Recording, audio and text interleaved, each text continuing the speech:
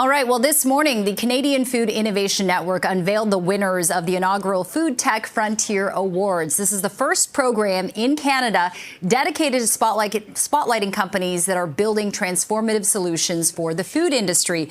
Joining us live now for more on this are Dana McCauley, the CEO of the Canadian Food Innovation Network, and Nipun Sharma, co-founder of Rising Star Award winner Appetronix. Good morning to you both. Thanks so much for joining us. Dana, I will start with you. Let's talk about the Canadian Food Innovation Network and why it decided to put out the awards this year.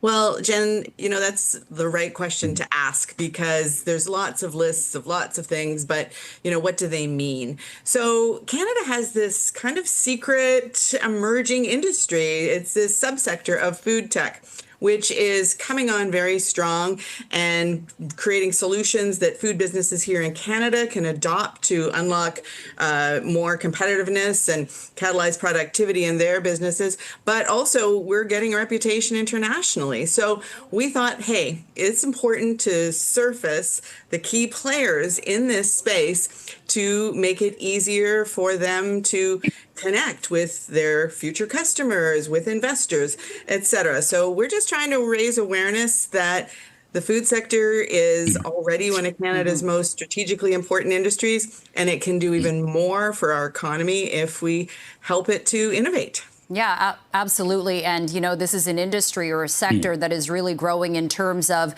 not just creating a lot of money for the economy, but also plenty of jobs as well. So now I want to focus on you, Nipun, your company, Appetronix. Am I saying it right? Appetronix? Appetronix, yes. Appetronix. It uses kind of AI robots to help in the kitchen. Can you elaborate on what your company is about? Yes, so in June earlier this year, we became, I think, the world's first fully autonomous restaurant that cooks made-to-order meals with no on-site employees, really filling a void in places where we can't find labor, where we need a 24/7 access. So we launched this at an airport recently with an iconic brand called Donato's Pizza. And we've been part of CFIN for a while, and they've been supportive of us when we were just a PowerPoint presentation. And here we are, we went live. So it's a great time for us to be recognized for this award in Foodtech Frontier. And exciting times for our company now. Yeah, absolutely. We kind of saw this kind of robotic kitchen model work during COVID, I think in Beijing, even in Japan during the Olympics. A lot of these kitchens were, fully operated by robots, including the servers. So this is definitely an exciting space. Dana, I understand that as part of this Innovation Food Awards program, $100,000 were also given to each company, Cubby, as well as Dispensation. Can you talk about these companies? Because it's pretty cool to see how Cubby, which is an all kind of food platform for companies, and then this kind of beer or alcohol dispensing machine, why they received all this money. Right. So Dispensation Industries out of Halifax and Cubby out of Calgary are just two really great examples. There's 35 winners total, but our partners, Red Stick Ventures, they are a really cool venture capital fund that really understands how the food sector is coming on strong with respect to tech. And this investment, $100,000 to each company, is this amazing signal to other investors to get in on the ground floor.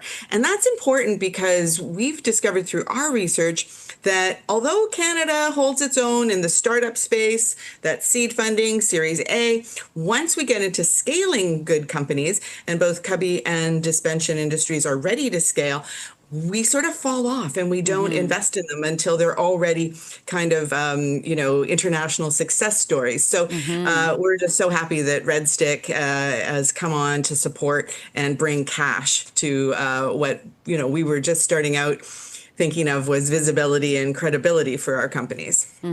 Yeah, we often talk about labor mobility, but there's also kind of this mobility of ideas. And when you talk about Canada being this innovative hub for things like food, it's important to keep that within our borders.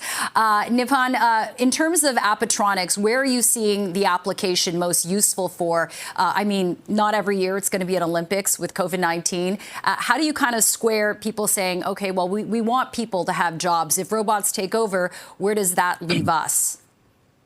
No, that's a good question. See, I think for the next several years, we're filling a massive void in the industry. I think in North America, there's 400,000 to 500,000 unfilled jobs in the hospitality sector, especially places like airports and hospitals that require 24/7 service.